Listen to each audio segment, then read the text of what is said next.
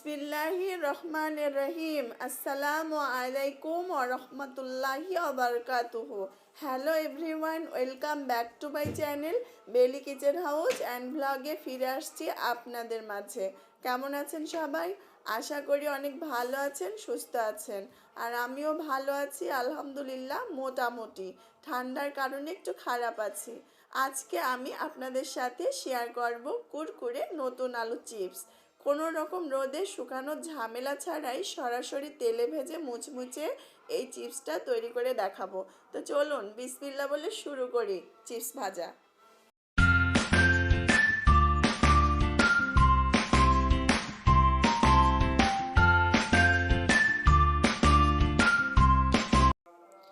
এই যে আমি মিডিয়াম সাইজের দুটো আলু নিয়েছি, আর আলু দুটোকে আমি বটি দিয়ে ছুলে নেব।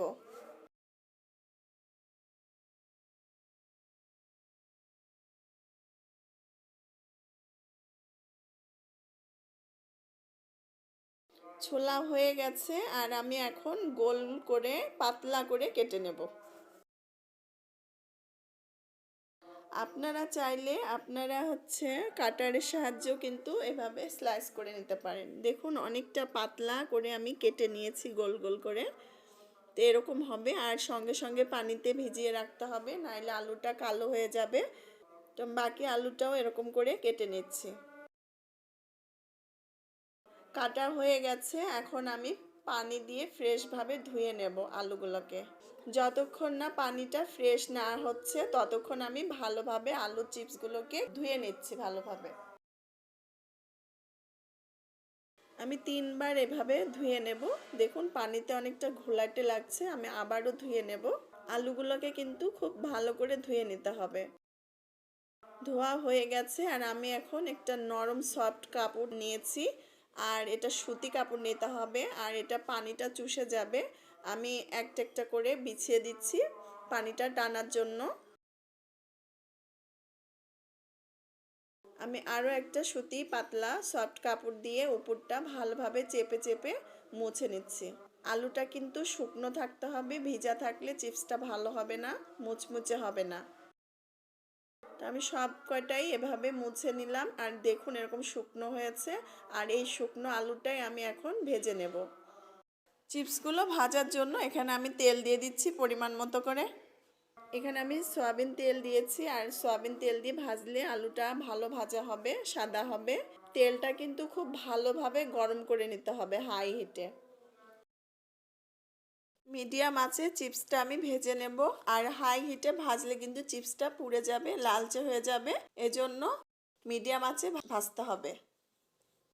এরকম উল্টে পাল্টে আমি ভেজে নিচ্ছি। এই যে দেখুন আমার ভাজা কিন্তু হয়ে গেছে, আর এরকম কালার হয়েছে, একদম লালচে হয়নি, একটা সাদা ভাব আছে আলুতে, খুব সুন্দর একটা সাদা ভাব হয়েছে। আর এরকম হলে আলুটা উঠায় ফেলতে হবে। তো বাকিগুলো ভেজে নিচ্ছি। দেখুন কতটা মুচমুচে, শব্দ শুনে তো বুঝতে পারছেন কতটা মুচমুচে কুরকুরে হয়েছে। তো হয়ে গেল আমার কুরকুরে মুচমুচে আলু চিপস। আমি একটা আপনাদের ভেঙে দেখাচ্ছি কতটা মুচমুচে কুরকুরে হয়েছে। এই যে দেখুন হাতে আমি নিয়ে একটু দেখুন, একদম হাতের সাথে মিলে গেল, একদম মুচমুচে ঝুরঝুরে হয়ে গেল। এখন আমি এখানে দিয়ে দেব ম্যাগি মশলা। আপনারা চাইলে এখানে চাট মশলাটাও দিয়ে এখানে খেতে পারেন, খুবই টেস্টি। এবং বাজারে আমরা যে আলু চিপসটা খাই কোনো রকম অংশে কম হবে না এই চিপসটা।